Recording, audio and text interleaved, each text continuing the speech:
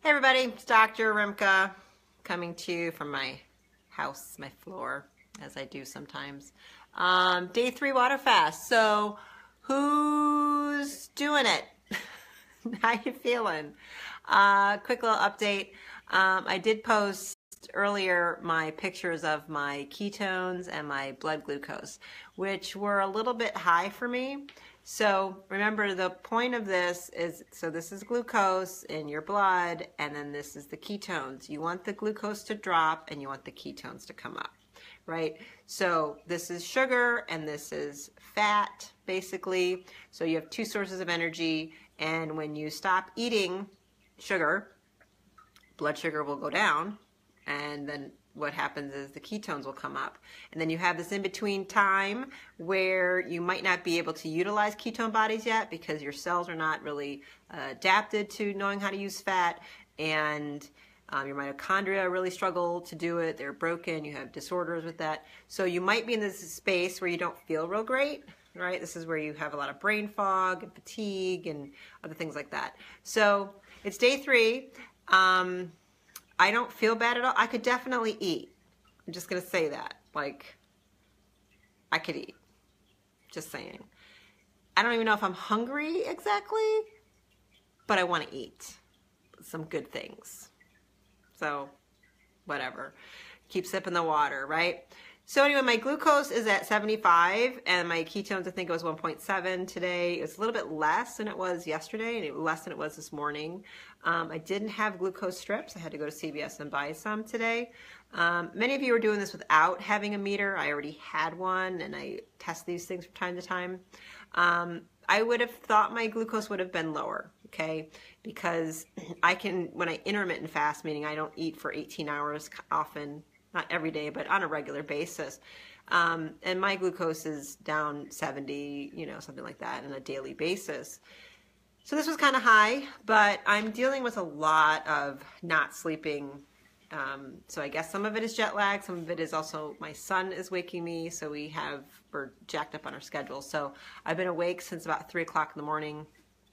And I'm hoping this will be the magic time I'm keeping myself up to go to bed more like a 10 or 11 when I normally would, not at 8, and wake up at 12 and all that. So depending on how you guys are feeling, I just want to keep encouraging you. The first 3 days for a lot of people can be really, really hard.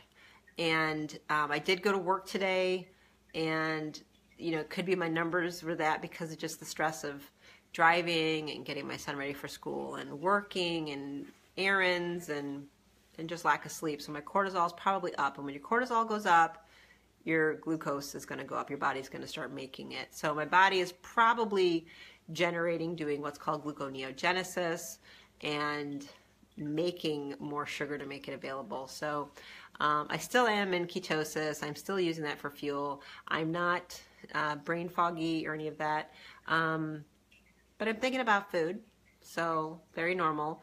Often what happens now, tomorrow, typically day 4, for all of you that are doing this, day 4 or considering it, is when there'll be even more of a peak in energy because my brain will have adapted even better, and I'll have hopefully a surge and feel really efficient and very focused.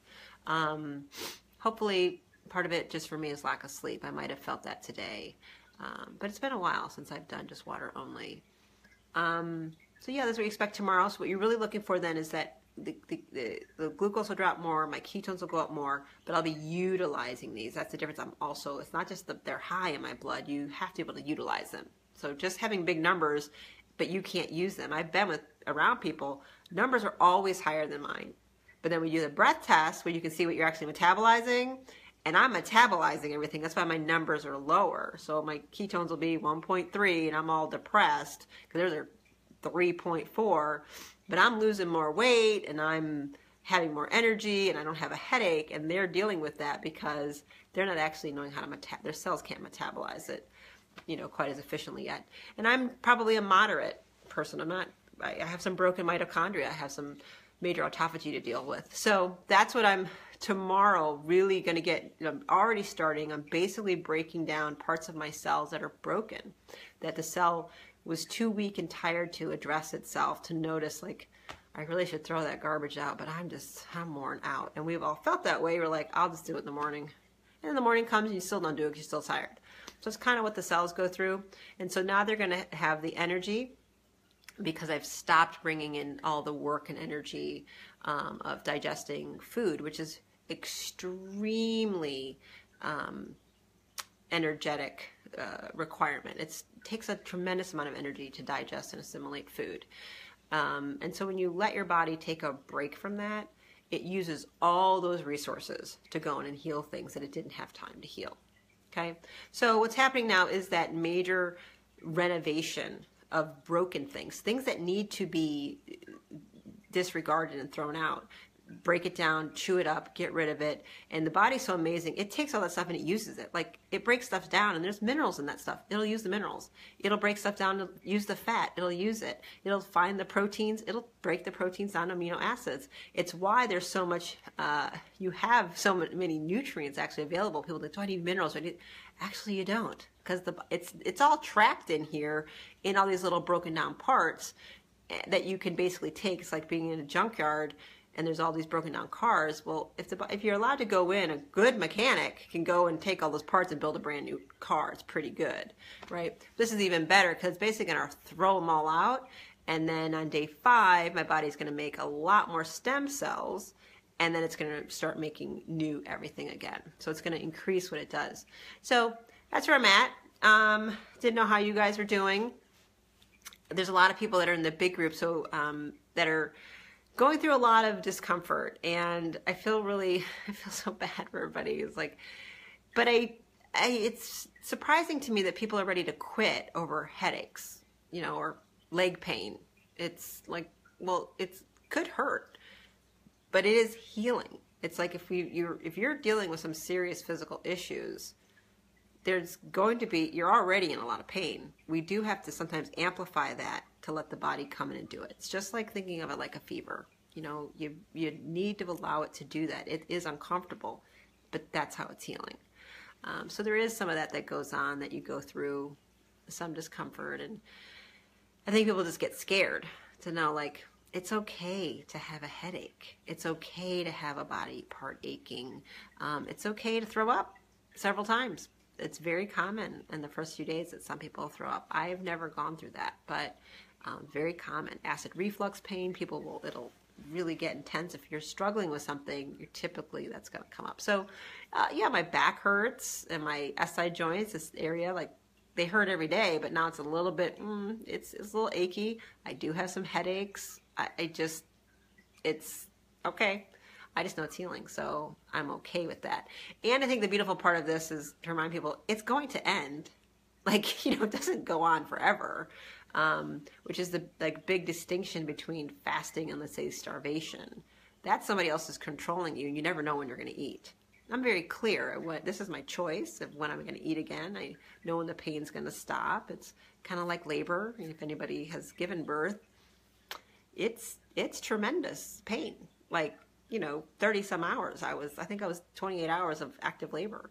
It hurts a lot.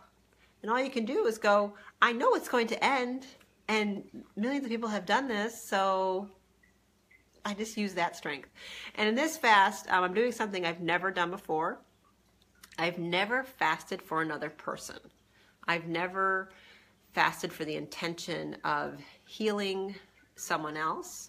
I've never fasted for the intention of holding a sacred spiritual place for somebody in meditation and prayer. I've never done that. And I've done it this time for the first time, and I was moved to do it by Marilee Pompa, Dr. Pompa's wife. And it was just, I don't know, I just never even knew that was like a thing necessarily, but apparently it's a very big thing and it's very common, and I don't know how I have bypassed that in all my adventures in religious study. But so yeah, I'm doing it for my son. And so I don't know if that's part of why, it's actually so easy. The biggest problem is the jet lag. So it just really could be that. It could also be this group there's a large group I'm in of like 2,000 people. And there's a lot of group intention and group focus and meditation and prayer, and a lot of people of many different religions and atheists, and it's all like this one love, focus on each other. And I've never done that before, so could be part of it is that's why it's so easy. But I am ready to eat on Sunday. I'm pretty excited about my avocado, fermented vegetables, some olive oil. I'm not sure when I'm going to have coffee again. I don't know if I'm going to do that on the 7th day, the 8th day. I'm not sure. I'm kind of working it out. But I have my Sunday meal plan. I got my Monday meals planned. I ordered food for myself. I'm going to try Factor 75 keto delivered food. I figured this is a good time for me. I'm probably going to jumpstart myself back into some keto eating. I'm going to retest my gut biome. So how I do that, I'll do another video on that, but I use Viome. And I am a practitioner of that. I can give you a code for that later. But it's a poop test. Basically, I send in my poop and they tell me all the bacteria that I have going on and what they eat and what they don't eat or what I should eat or not eat based upon my flora. So my last test, I've been adjusting my eating based on that, and it made a lot of sense from what I was finding out just clinically in my experiments of what I do. Like, this isn't working, and why is this? But it can lay out for you exactly, like, yeah, you need to stop eating this. So it's like my top 5 foods for me to eat to rebalance my flora and get the, grow up certain bugs and stop other bugs to get a more of a balance. Beef, garlic, onions, I think, I forget the other two. I don't really, yellow squash, which I don't like. And something else, I don't know. But there's a whole list. It literally goes through everything and tells you what to do, right? And I'm kind of a balanced metabolizer, and high-fat eating wasn't working for me real well before. And it showed me, yeah, it's not, because your bugs aren't metabolizing it real well.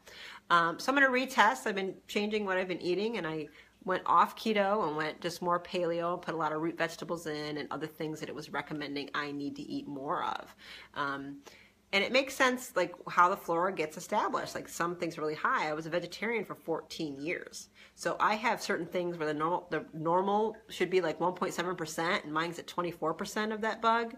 And there are things that break down vegetables, cellulose. So I have a lot of these things. So I need to eat more red meat, and I love it. So I've been doing that anyway. So, but that's how you find out. Like, you test and go, oh, you don't eat red meat. Like, you need to stop eating. That's where your GI troubles are coming from these bacteria in your gut. So that's what Viome is. So I'm going to probably move towards keto again after this, because this jumps me into ketosis, and I want to get kind of like leaner and build more muscle. But I'll test with my Viome kit. And if it isn't, the best beneficial thing, then I probably will adjust it. And, I might need a more moderate paleo kind of thing. So that's the kind of ways you guys can actually, one diet does not fit everybody all the time, period. And it's not going to fit your body all year long. You shouldn't be eating the same way January through December. And I think that's the thing people get caught up in. I have some of my patients, they come in, they eat the same 5 foods for the last 10 years. And they wonder why they're sick now. Like, you eat what? And they're taking 18,000 supplements. I'm like, you don't really need to take all those. And I believe in supplements. I take supplements, and I think they all have their place and purpose. But you could do a lot if you just broaden the palate and eat seasonally and eat locally and test yourself and find out what's the best thing for you right now. And we have some really impressive ways to do that now with technology. So I hope you guys are doing great. I do not give up. I mean, a headache and some fatigue it's going to end. The pain, it's like you put in the work. It's like, oh, you got to get to the benefits of day 4 and day 5. And the fasting, it's those 4th and 5th days that really matter. And that's the thing I kind of want you guys to kind of get. A little discomfort is no big deal. People put themselves through more discomfort going out drinking on a Saturday night puking. I mean, I don't get that, but I've been there. I was young, so. That's about it. Pampa is going to go on at 8:30. So those are in the group that want to watch the live. I don't know what they're talking about tonight. I am excited because I can actually stay awake tonight. I'm feeling okay. I'm actually going to work. I'm going to write some reports and watch the videos. So I hope you guys are doing well. And, you're learning a little bit about this, and maybe you'll look forward to doing it. What's a good, let me see a question, a good natural detox for liver and colon and kidney? That would be, I think, what I do, which is the True Cellular Detox protocol. Most liver, colon, kidney cleanses and stuff are just total garbage. You're not, these 10-day cleanses and these herbal things you buy in Whole Foods or whatever, they're not doing anything. I mean, they're often just stressing out the system even more. I think you need a synergistic approach to get those downstream things working really well. You have to get that moving with a whole kind of a system, and we do use a whole supplement system that's based on getting that going. Now, one of my favorite things, though, just to kind of do on the side for liver are coffee enemas. I mean, one, it starts with clean breathing, drinking, and eating. The more toxins you put in, the more backed up everything's going to get. But at this point in our lives, just because of what's being sprayed in the air and sprayed in the foods, people are getting full of toxins no matter what they do. It's just getting kind of tough, and people need to kind of go through some cleanses. So I run a 90-day minimum. It's called True Cellular Detox, and we're looking at basically really, really healing out the actual cells, the membranes and the mitochondria and the nuclear membranes of all toxins, repairing all the membranes. And it does start with us prepping the liver, colon, and kidney systems with complex formulated supplement and herbal formulas. Very, very easy, and just drink a lot of water and get that going. We use different variations of activated charcoal, some other sequestering agents, but for something you do on your own, I love a coffee enema. I think those are amazing. But you can get teas and stuff, but if you really want to work it, you need a whole multi-therapeutic approach to really repair and heal things. Let me see. Do I have a book? I don't have a book. I have books in my head. I have many.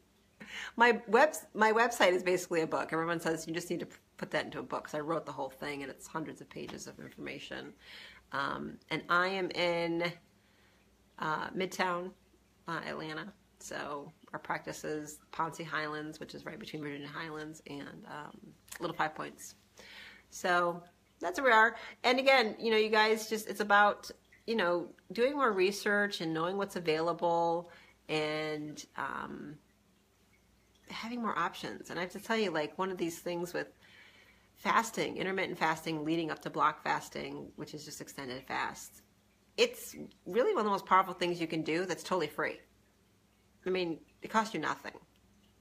Everybody, but people aren't often willing. They'd rather give me thousands of dollars and take them through all these supplements and take them through brain therapies and take them through all the stuff I have to do, which is all important. Again, many people are going to need. You're really sick. You're going to need all of that.